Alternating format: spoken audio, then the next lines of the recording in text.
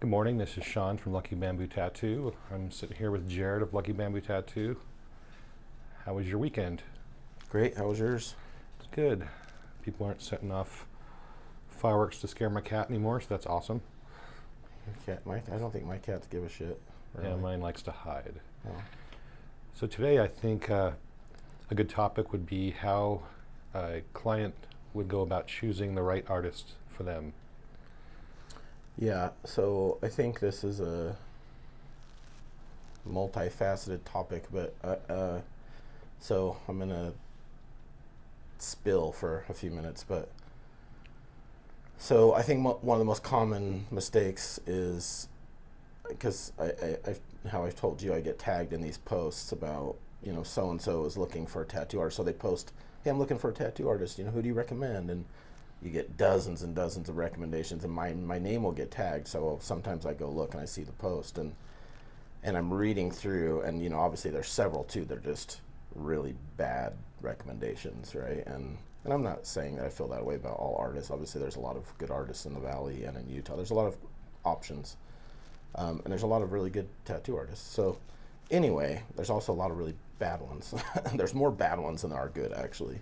So anyway.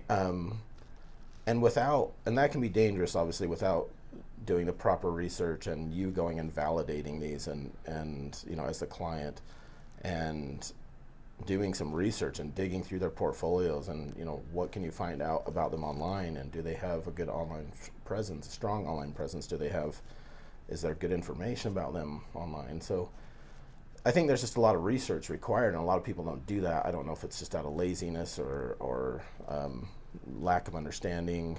I'm not sure, but I think that's one of the biggest mistakes. So I think if you do get a name like that, then you need to go do the research and maybe even talk to the person, like schedule a consult and see how that conversation goes and how the vibe is, and do you feel good about what you've been told and the conversation. So that's one way. Another way is just to Google, tattoo artist in the area and do your research that way. No matter what, research is going to be required, right? It's not a good idea to, so-and-so said, hey, this person's good, and then you just go book with them, because we've seen so many horrible tattoos done that way because, again, the lack of research. So it's fine if you're doing it that way, if you're doing the research. So no matter what, however you're accumulating the names and the options, research is going to be required.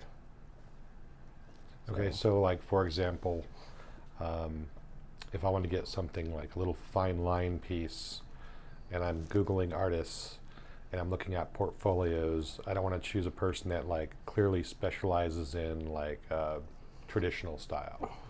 Yeah, that's the other thing that we haven't talked about. That's, I guess, probably the last facet of this is style is important. And you don't go to some traditional artist to get a portrait. Chances are they can't even do a decent portrait, because and we've talked about that too. Jack of all, master of none. When you have somebody that does all these different things and all these different styles, typically they're not really good at any one style. They're just okay or mediocre at several. So it is really important to find somebody who's strong in the style that you want and the type of tattoo that you want. So if you're looking for a portrait, then look for somebody who does realism and who does really good realism, not traditional tattoos and fine line tattoos and things like that. Would you say portraits are probably one of the hardest styles to achieve? I don't think it's a matter of difficulty. I think it's a matter of what that artist has done for years and what they've focused on, and maybe what came more natural to them in the beginning. Like realism is what came more natural to me when I was a kid, when I was drawing, and so I think that happens earlier on.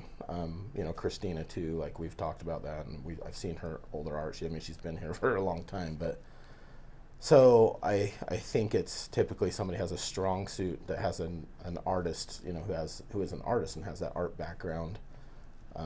And I think it's just good to hone in on what you're good at as an artist. And I understand you took actual art school to kind of hone your skill. Yeah, I've had a lot of art education. I mean, that started as a kid, right? Like in the summer, art schools in the summer that my mom used to put me in, and then as I got older, I did do formal art education and classical art apprenticeship, and so I'm just always focused on continued education in general. Okay, so if somebody was definitely wanting to work with you specifically, what would you say your favorite thing to do? What you like really enjoy doing the most? Um, I don't know that I have typical subject matter that I require. It's requiring artistic freedom. All the pieces that I create in my portfolio have the clients have given me artistic freedom. They give me some information, then I create the design, and that's ultimately how you're going to get the best piece if you're going to a good artist. But and then I just am able to do that in my own style and in my own way. But um, allegorical is ultimately what I do, and in a realistic manner, but it's basically telling a story through imagery, right? So typically nobody will know unless somebody asks the client or the client explains what things mean in the tattoo. So based on that, would you say a consultation is usually a better course of action for choosing your artist, or do you think it doesn't really? Do you think Googling is just as good? I guess I'm not sure of your question. Well, as far as like choosing the right artist, do you think consulting with the person you were looking into would be a better choice? I think if you're not 100% sure of your selection, then yeah, I do think a consultation is important. Okay. Well, do you have anything else to add? Nope. Well, cool. Well, thanks for joining me, and we'll see you on the next one. Thank you. Thanks.